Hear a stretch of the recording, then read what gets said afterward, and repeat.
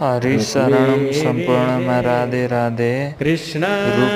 रुक्मिणी विवाह प्रसङ्ग श्री पण्डित श्री बालकृष्ण अर्यालज्यूको मुखारविन्दबाट राम्रोसँग भजन सुनिदिनु होला र यो च्यानललाई लाइक कमेन्ट सब्सक्राइब गर्न नबिर्सिनु होला र जय हरि जय श्री कृष्ण राधे राधे ओम नमः शिवाय जस्ता कमेन्टहरू लेखिदिनु